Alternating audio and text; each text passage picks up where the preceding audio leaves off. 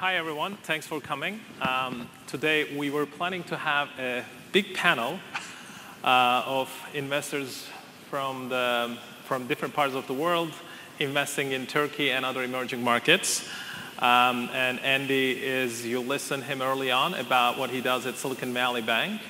We're going to start the conversation around investing in emerging markets and opportunities, challenges, and hopefully we'll have other panelists show up along the way so we can get their insight as well. And in the meantime, if you have any questions, let's try to make this as interactive as possible. And we'd love to hear what you like to learn from the investors and from the investors and the bankers' point of view investing into emerging markets. So Andy, maybe just to remind what you've been doing at Silicon Valley Bank and your exposure to emerging markets. Sure. Okay, so I'll keep the intro to the bank short since I covered that before. But again, we're the leading U.S. bank that's focused exclusively on tech and innovation and really dedicated to working with entrepreneurs. We have been expanding internationally over the last 15 years, and today have operations in China, India, UK, and Israel.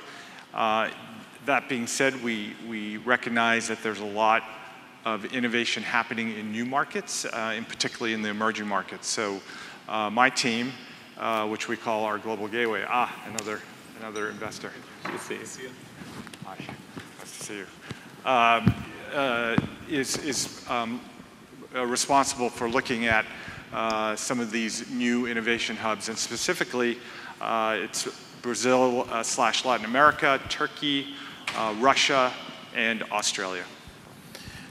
Tomek, we were just starting, so why don't you maybe give us a quick overview of what you've been doing, who you are, and maybe a little bit about MCI. Sure. I'm investment partner with MCI, which is the biggest venture capital in Poland. We have around 200 million euro assets under management. We active in the whole region, meaning that except for Poland, which we of course doing, we also investing in Germany, Russia, Turkey, and opportunistically some other countries of Central Eastern Europe, like Czech Republic, where we have like a couple successful businesses. So we also, I would say, open for other countries like UK or US, but it has to be, it's not like our core market, but we're looking for someone that's open for cooperation. We specialized in marketplaces, e-commerce, some cloud technologies. So we love mobile. Recently, we strong believers in mobile in every matter, whether it's like applications or whether it's like support of historical desktop businesses with mobile features. I think we're not that great in hardware. So if you like hardcore hardware, not necessarily something that we do. And specifically here, we see lots of great opportunities in Turkey. That's great. So, the panel topic you just got in, so I'll give you a little bit more insights into it. It's we're going to be talking about the emerging market investments, and overall, the VC investment has been predominantly local. Right, a lot of the investors didn't want to even get on the plane. They didn't want to drive anything beyond the 1 hour window in Silicon Valley, and probably in London and Europe, I assume. So it's getting increasingly global, and the world, talk about flat world, right? It's taking you guys get on the long haul flights to come all the way to Istanbul. You're from Poland, and Andy is flying from Silicon Valley. It's 15-hour flights, so what makes you come here? Why are you guys interested in Turkey?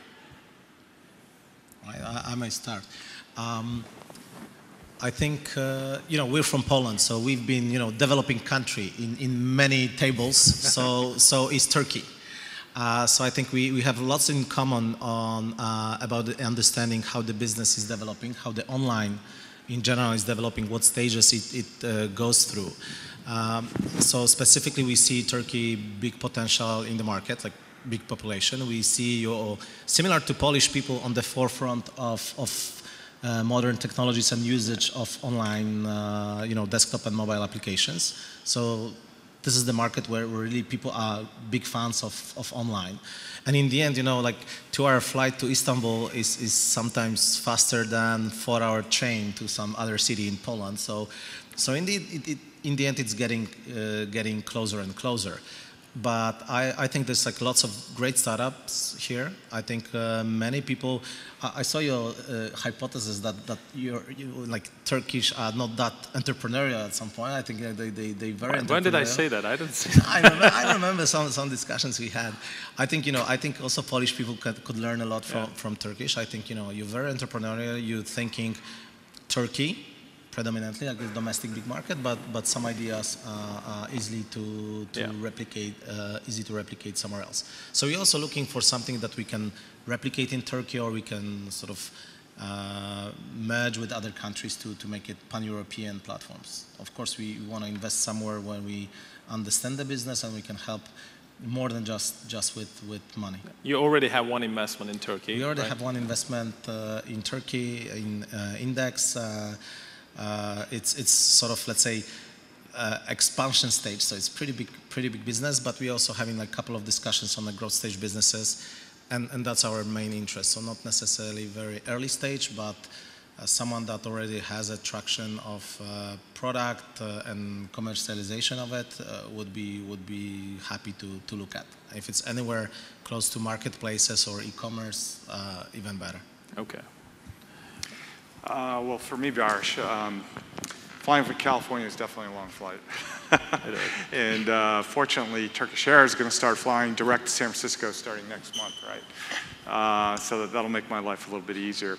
But, you know, I sort of covered some of the motivations in my last talk, but for those who weren't here, really, when we are looking at some of these markets, we're looking at high growth economies. We're looking at relatively large markets. You know, and Turkey has grown 5% GDP growth over the past decade, and it's now, I think it's in the high teens, right, in terms of world economy. So it's really, you know, sort of come into its own.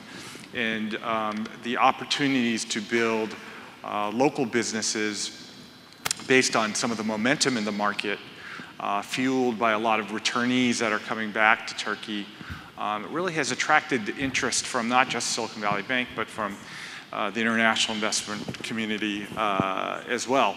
And so all these things kind of piqued our interest. We're seeing, you know, Kleiner invest in Trendyol, and so we at Silicon Valley Bank, we think, you know, there's something interesting things happening here. So that's our motivation to come to this market. Now, as a bank, we are a much more regulated entity, so entering a market like Turkey would be a very big commitment, and we're not at that stage yet. We're still really more in terms of discovery and really trying to meet leading entrepreneurs and venture capital firms and helping to bridge them onto our markets. Okay. So we have Chris getting wired up, and he's also joining from Silicon Valley, investing into region. So we'd love to hear his perspectives, fresh on the panel. Good to have you. Hello. Hey, Good to see you. Hi, nice to meet you. Chris, we were just doing quick I was intros. listening. Oh, great. Quick early. intros, and love to hear your thoughts about why you are here, why you are interested in Turkey. Why is it even showing up in your radar screen?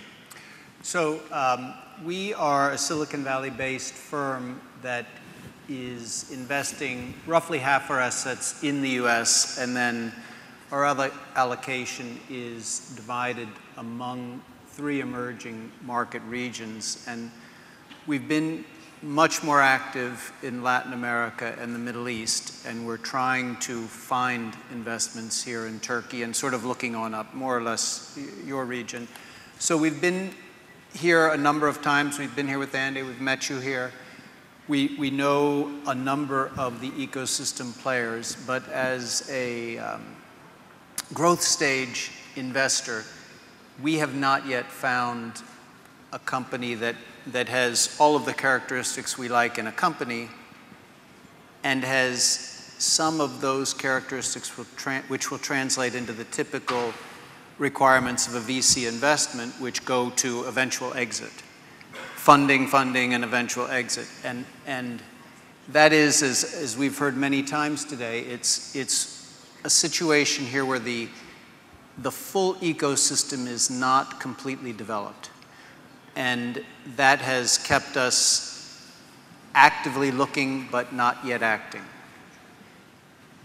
Can you talk a little bit more about that? I would love to hear others. So what part of the ecosystem do you guys see critical for other investors, for yourself to come in, and for other investors to come in and invest more capital into Turkish entrepreneurial ecosystem? You know, I'm not sure that there's any piece that isn't represented here in the market. Is there the depth of each step of the financial hierarchy to sort of assure additional funding, potential lending, bigger PE activity, and buyout activity. So access to capital is... Yeah, well, but I do think it's buyout at the end, you know, some success.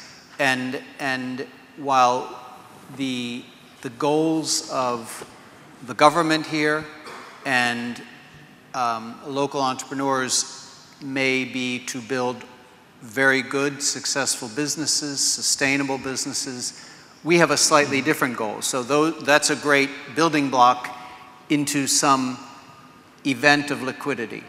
And without that, it's difficult for us to get a return for our LPs. Yeah, well, I think for those who saw Deborah Majid's presentation with her depiction of the ecosystem, I think that was a good illustration. And if you look at, if you remember all the different pieces of it, they might include folks that you know, entrepreneurs here may not necessarily think of as a key to the ecosystem, but when you compare it to developed ecosystems like the Silicon Valley, you have really smart lawyers, you have really smart accountants, a whole host of service providers that do nothing but focus on the startup community. And we have met some folks here in our travels to Turkey that would tick those boxes, but there may be kind of ones, you know, there may be one firm, maybe one specialist, you know, at a general firm.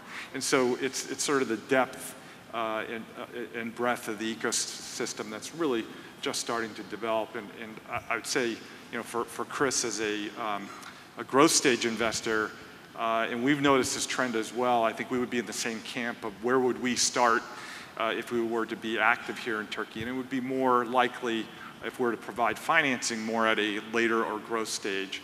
I think that would be the other, when you think of what you need to do that effectively from California, you need strong co-investors, you need a fair amount of targets, you know, sort of later stage and growth stage companies.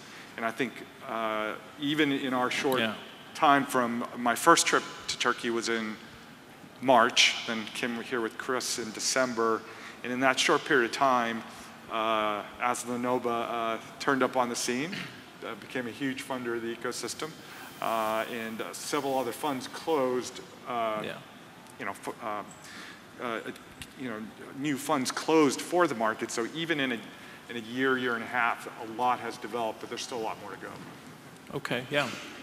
I will just resonate like 100% with what Andy and Chris said. I think from my perspective, when I'm looking at the potential target, very often I see that I'm not only bringing money and whatever my expertise in required field, but I would have to also secure some support functions, like good CFO, like some good management, you know, like some other executives that would put in order something that it's working, because it's, you know, it's a good company with good value proposition for whoever the user is, but there's lots of corporate governance and lots of sort of extras that would have to be brought to this company to be able then to finance next round or to exit.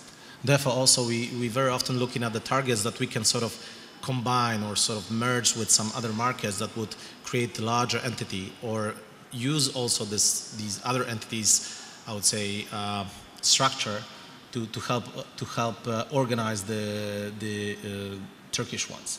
So I'm fully agreeing with both of my friends. Also, something that we think it's a struggle, but this is something we also, I think we're ready to do this risk. But then also we have to have the communication to the other side that because of this extra effort that needs to be brought up here for the supervision, for organizing and so on, it would also require special, some maybe better terms than what they had in mind if we just go on with the investment as it was organized so far. Yeah, I mean, the majority of this room, I think, are more entrepreneurs. So I would love to dig into this part. I think this is the most they can get out of the panel is how you guys look into the deals.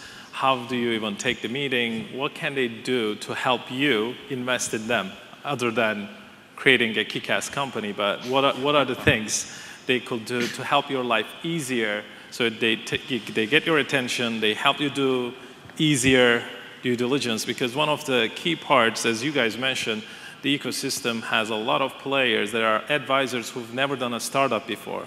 There are lawyers and bankers who've never worked with a VC before, unfortunately advising these entrepreneurs around and creating more hassle than help. And so what would you guys suggest them to do to help you guys better invest or get those opportunities in the ecosystem in Turkey? So maybe I started with like very quick 2 ones and then I pass over to my colleagues. I think get your finance organized. That's number 1.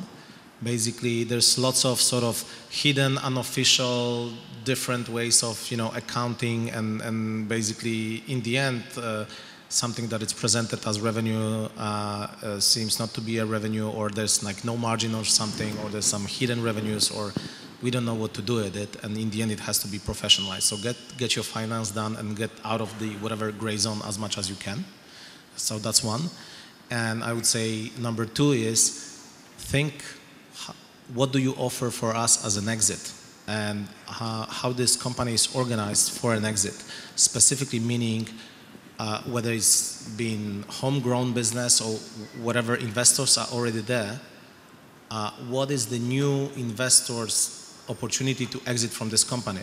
Because we are trying to be minority investor, and if we're going to stick with this company, we don't want to stuck there for like 10 years because we don't have an option of exit.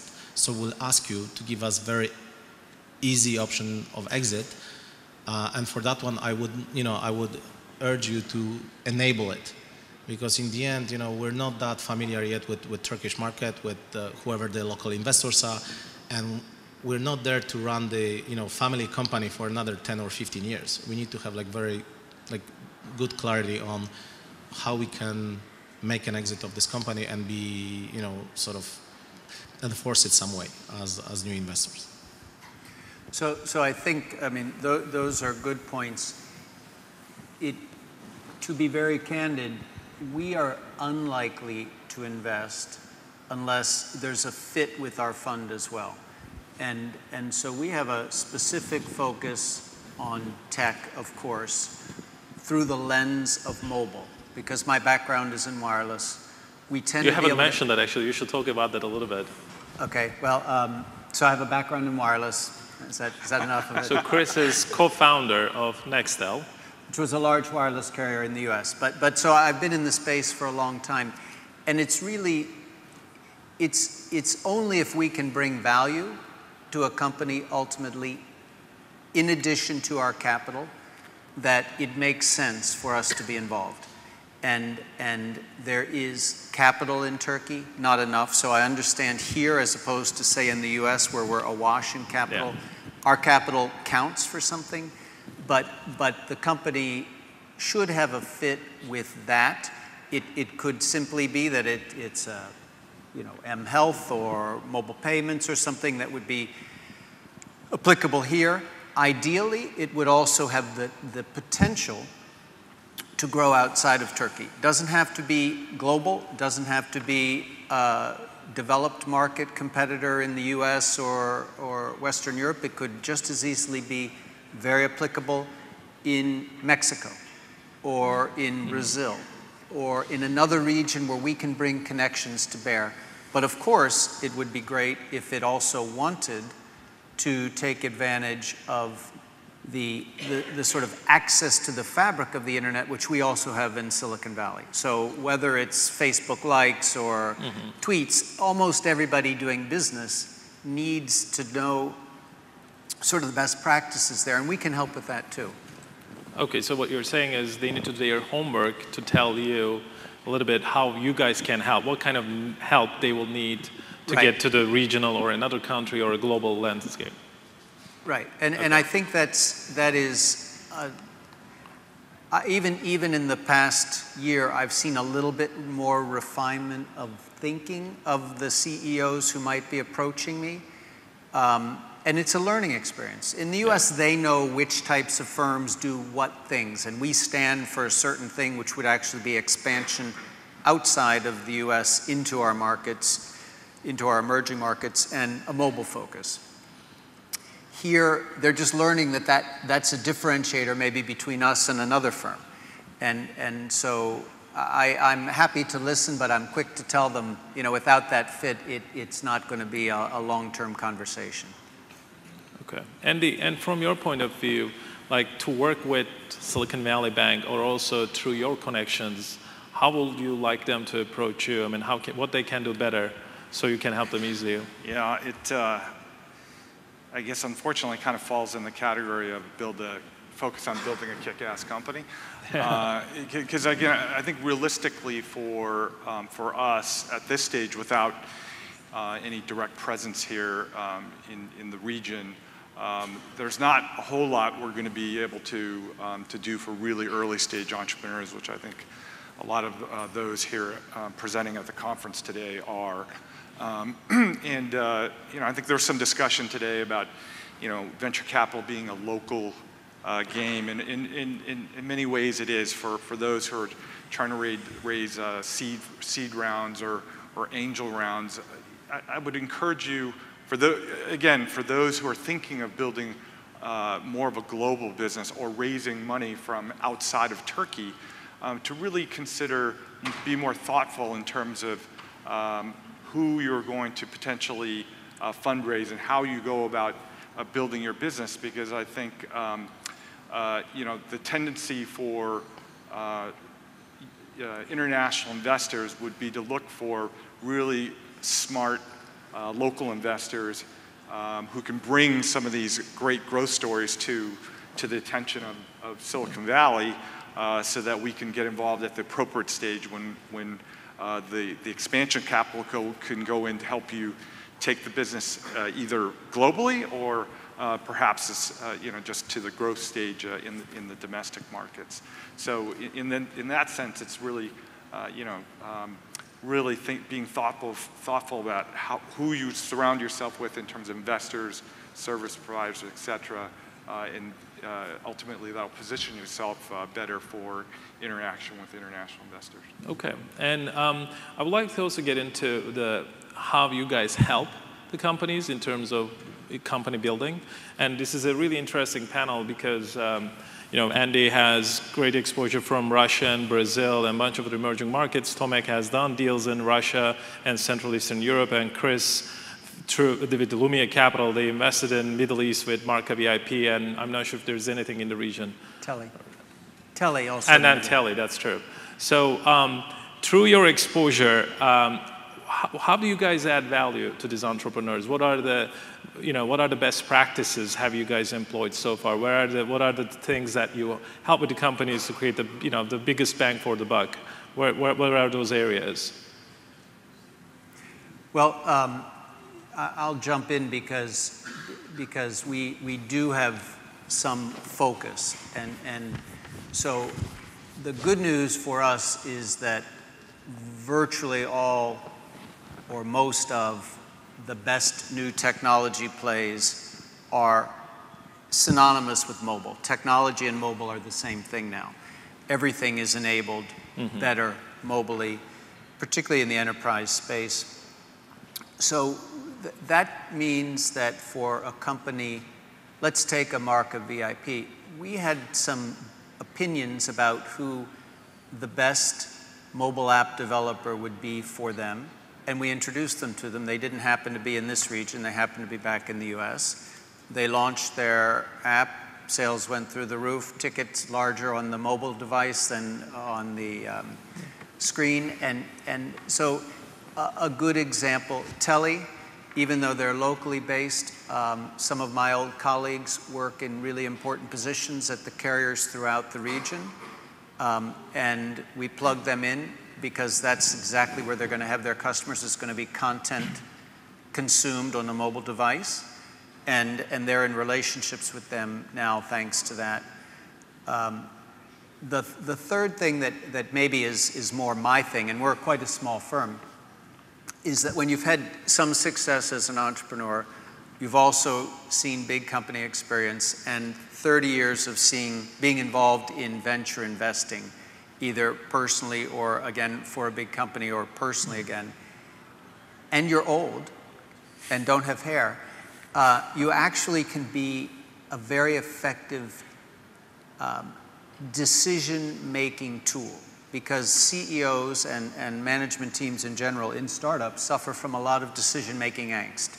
They spend cycles and cycles and cycles about things that, in my opinion, are not worth spending cycles and cycles and cycles on.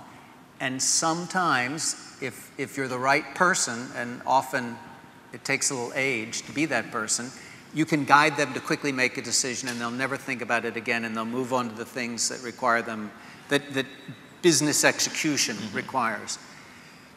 And so that is something we bring. And since we only invest in a small number of companies, it's something we can do fairly regularly.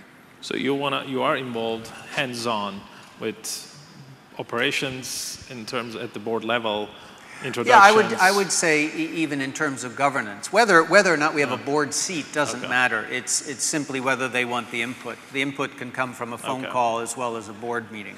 Got it. You want companies who will want that.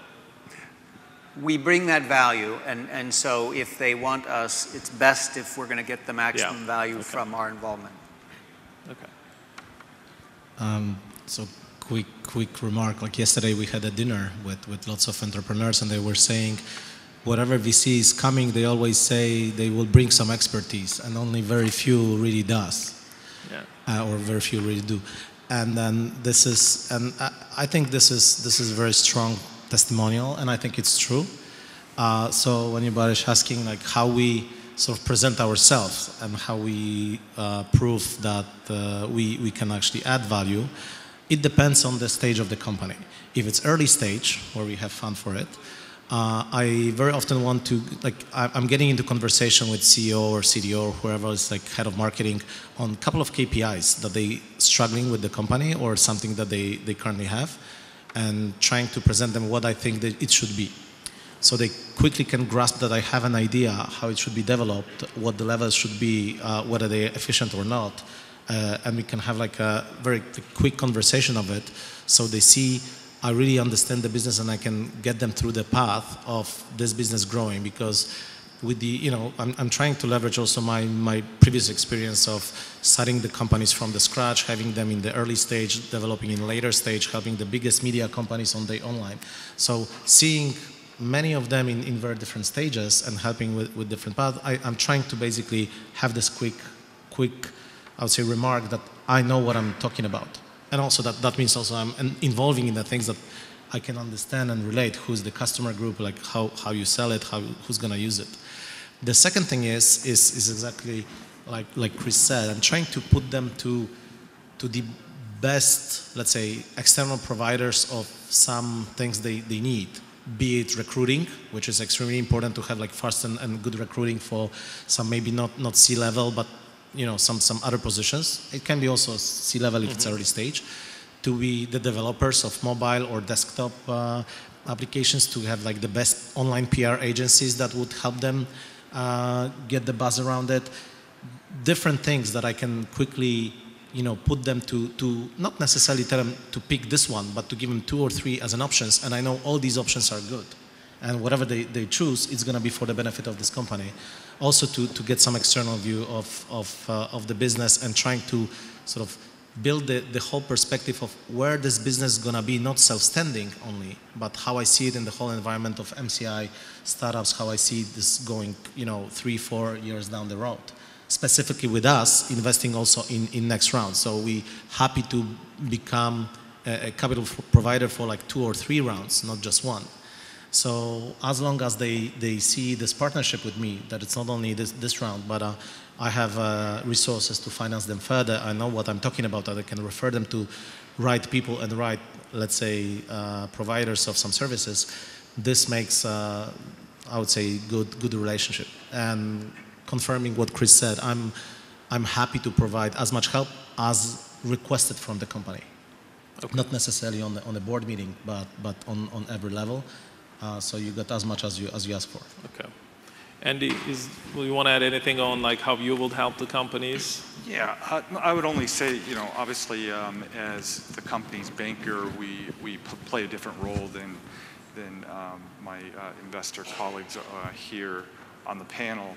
But the things we think we can do, and my team is trying to actively do as we come to the emerging markets and working with entrepreneurs who, again, are thinking more globally, is really to leverage the power of our platform. And again, we work with more than 50% of the venture-backed tech companies in the US. We work with 800 venture capital firms, private equity firms worldwide. So it's the ability to brainstorm with you on ideas when you're fundraising, who would be sensible to speak to. If you're thinking of market entry into the US or the UK or China, what are some of the best practices we're seeing from a pattern recognition perspective, and to be able to give that general advice to the entrepreneurs. Okay, so I'm going to ask one more question, but while I'm asking, if you have any questions to ask to the panelists, please let me know, and after this I'll let you ask 1 or 2 questions. I think we have 9 minutes.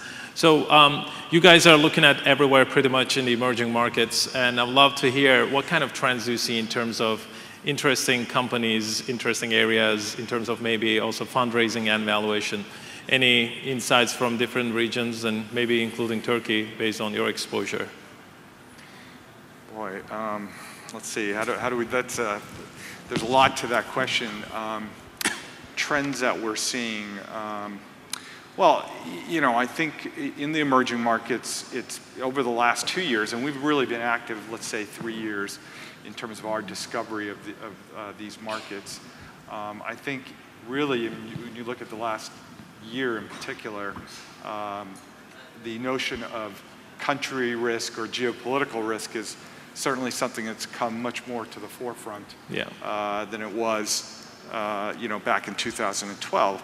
So I think most of the emerging markets have gone from more of a high growth environment to one where now the emerging markets in general have slowed down to kind of flat to very low growth environments. And again, Russia being one of the markets we're covering, obviously it's a bit trickier. Are you allowed to do business right now there? We are, and we're again, our view is that we're focused on supporting entrepreneurs and innovation, and so we're trying to keep politics out of it, but it certainly makes it more complex for us to do business in these markets. And I think in general, some of these trends have put a little bit of the brakes on in terms of the international investor community, who was, again, a year and a half, 2 years ago, much more actively looking and investing in some of these markets. For example, Brazil. It seemed like you can travel to Brazil at the end of 2012 and see half of Sand Hill Road while you're down there. It's just like being in Menlo Park. But their appetite to invest in emerging markets with the additional complexity has really slowed down, coupled with the fact that the market back at home in the US is very, very active and very, very hot. So when you look at deploying capital, with additional risk of the emerging markets, investing at home looks a little bit more favorable. Okay. First, do you guys look into geopolitical risks when you look at Turkey or any other emerging market? Does that come up during your discussions? Of course it does. And I absolutely agree. Like last 2 years added to it. So let's say 2012, everybody was like pretty happy with the whole region. The whole Middle East, Turkey, Russia. Now there's like lots of concerns on any of these. So we continue to invest in all of these markets. That's but that was like big decision, or like the biggest discussion we had. At the same time, we apply some, let's say, measures like increasing our risk factor to these investments, and we think about our portfolio also different way now that we used to do in 2 years back. So as much as I would like to stay out of the geopolitics as much as possible, unfortunately for the entrepreneurs, they need to put this extra layer on their discussion with the capital providers. Yeah. And I'm having currently a couple of discussions in Turkey, in Russia, specifically in Russia, and I'm saying, guys, I'm sorry, it's not your fault. It's basically the reality you have to face, and I'm, let's say, happy to invest further. But since there's not that many others that want to continue to do that, these are slightly different terms. And it's not to just like use the opportunity, but to basically understand that with my portfolio, this is more risky asset. The other things that I'm seeing more, I would say, on a granular level in emerging markets, I think like they getting to the stage where traditional, let's say, e-commerce marketplaces become mature or become on the forefront of the whoever is looking for the capital. So these are the fashion guys, the travel guys, the furniture, be it like furniture and home and decor, be it baby care and other verticals like this. So I see it. Like 2 years ago, they were like bumping up and showing up. Now they're getting to the stage when they can be considered like a growth capital. And I see the big difference now versus even a year ago in Istanbul. Now it's like a lot like world goes mobile. There's like lots of mobile stuff. Cloud is ubiquitous, and these things, like lots of some, open tables of the world popping up. I'm not sure if it's going to be a viable model, but I think this is like a new trend now, basically. So I agree. In terms of geopolitical risk, there's a pricing of the risk, and it doesn't mean we wouldn't invest. A more important factor for us in emerging markets would be specific attributes of the market if they changed. And it isn't really the overall economic health. For us, it would go to, has the pace of internet penetration changed, the pace of smartphone adoption, the pace of payments on devices, the pace of content consumed on devices, things that drive upside in businesses that we're interested in. If those tapered off or dropped, that would actually be a bigger no than geopolitical risk. Got it. Okay. Any last words on the insights, on the trends that you see around in the region in terms of areas or interesting companies that you come across? Well, I would say that I think we're seeing, we have a sense that the Me Too's are actually taking hold better than we thought. So our willingness to endorse them, and I'm looking sort of across our regions, was always there if they could develop, along with the attributes you need for business, that sort of moat. And I think some of them are developing really good moats, and so I'm maybe more focused than I had been on that space. Okay, you mean like different localized models of global proven models. Okay. So I was just told that we ran out of time, so we won't have time for another question, but our panelists are going to be around. Try to grab them, and if you have further questions. So with that, thanks a lot for coming and sharing your insights.